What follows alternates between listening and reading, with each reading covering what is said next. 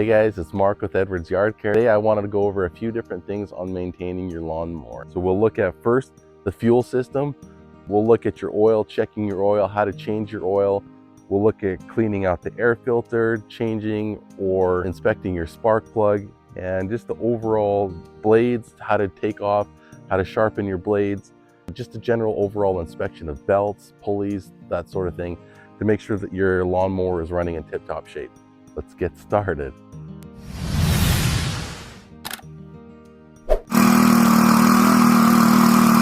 All right, so you want to keep safety in mind. If you're going to be working on things, eyeglasses, gloves, keep yourself protected if you're going to be doing that. First thing that we're going to do, the most important thing, is to start off with checking your oil.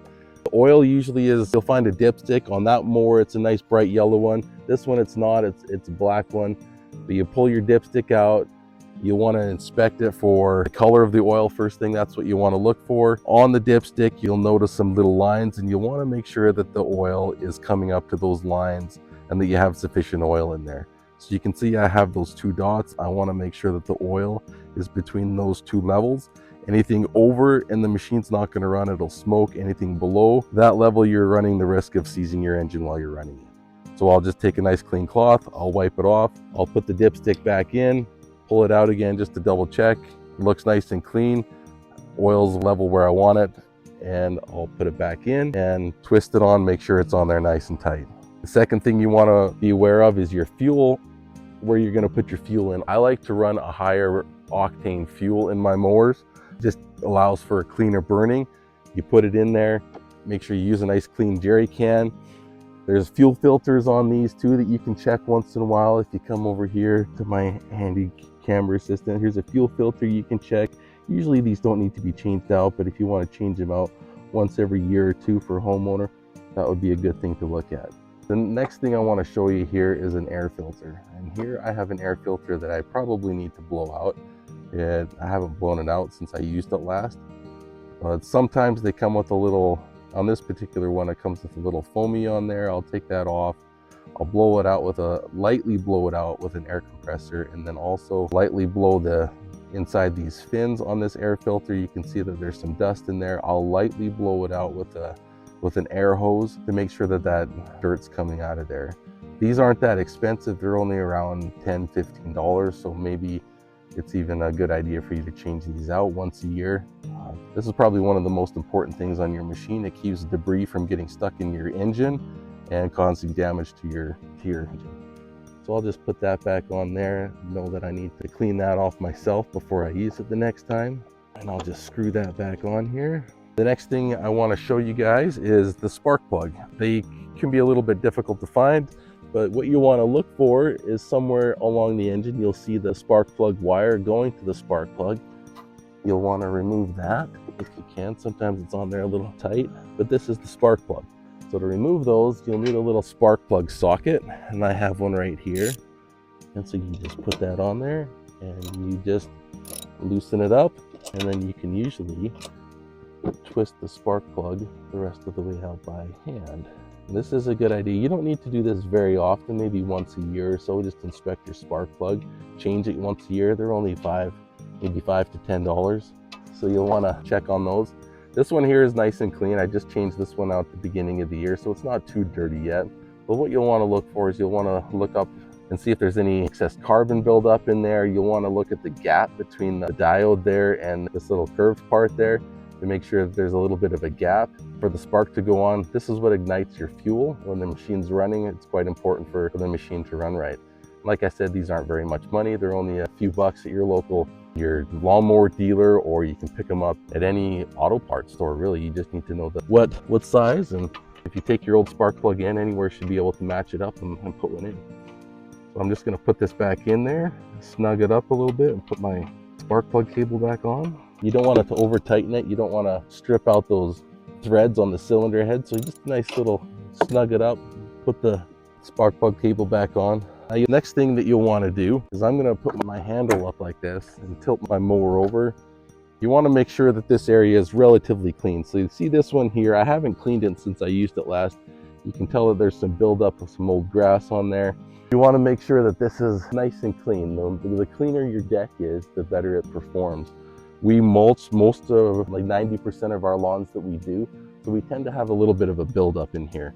And if we can remove some of this stuff, the grass will flow around there easy, grass will mulch up a lot easier. Second thing under the deck that you want to make sure that you pay attention to is your blades. These are pretty important. So these ones here are pretty new blades that we have on here. They could use a little bit of a sharpening, but they're not too bad. If you want to remove those, I'll see if I can do it or if I have them on too tight here. But you just grab a nut. This one's a 5/8 and mine has 2 blades on here. Yours will most likely only have 1. This is a little bit of a bigger mower, and I'll just take off the nut holding the blade on there. And then I can take the blade off and inspect it for any areas that need to be addressed. If it's dull, if it's warped a little bit, if I've hit something, if it's bent, you'll probably want to replace that blade because it's not going to be doing very much good for your lawn if it's scalping or cutting lower than it should be in different spots. But here's a blade. You'll want to inspect along the edges of your blades right here. This one's not too bad. It's getting a little bit rounded off, but there's no nicks. You want to look along there and see if there's any nicks or anything like that. This one doesn't have it, so it's in pretty good shape. It's a little bit of nick. Someone hit a rock or something on this part. So what I'll want to do is I'll want to grind that down and then sharpen it off. I use a bench grinder to grind my stuff or an angle grinder. If you don't have anything like that, you can also take it to a local lawnmower shop, a place that sharpens blades. They charge a few bucks to do that and they do a really good job. So depending on how comfortable you are, keeping your blade sharp is really important for the health of your grass, for the appearance of your grass after you're done cutting it. For cleaning the deck out, I just get something flat, nice big flat metal pry bar or something like that. People have used old knives, I've done that before. So one of the things that you can use is these cheap little putty knives. They're not very expensive at a local hardware store. You can go pick one up and they do a pretty good job. If you do this right after you've finished mowing your lawn, that's probably the best time because things are loose. It's not hard or sticky under here.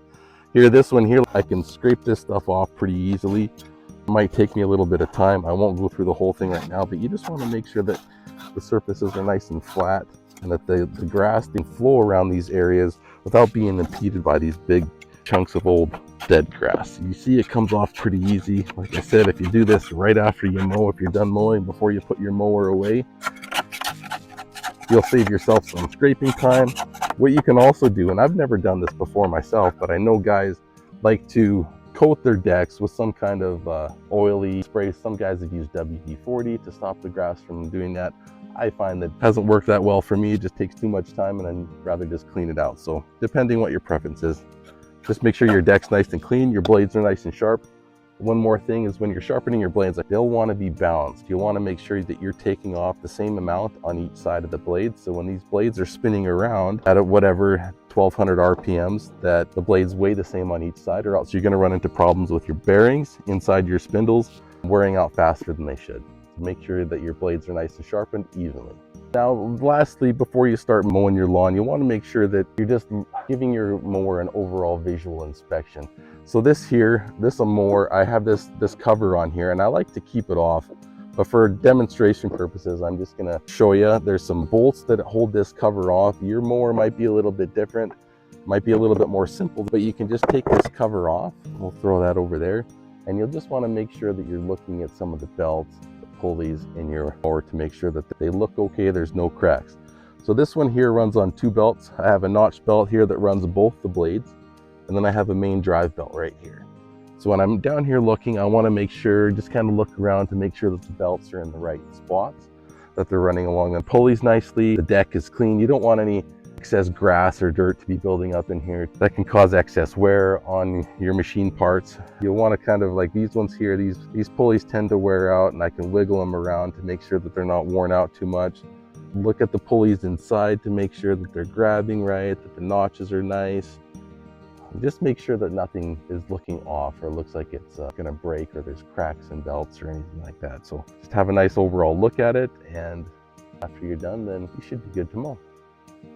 Last thing you'll want to do at the end of the season, you'll want to think about after you're done mowing. Usually if you're in the middle of a season, there's not much to do as far as storing it. But at the end of the year, if you live somewhere like me where we only get to mow 6 or 7 months of the year, you'll want to make sure that these things are stored properly. The most important thing is looking after your fuel system. So what I like to do is I like to run my machine if I have a little bit of excess fuel in it. The last time I'm running my machine, I'll let it run until the fuel runs out. You can store it without any fuel in it, or you can go and buy a product.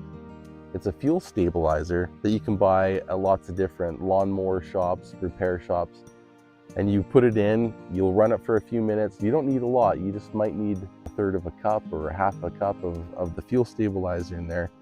You run it for a few minutes and it allows for a nice clean fuel system. So when you come in the next spring, your fuel's not stagnant.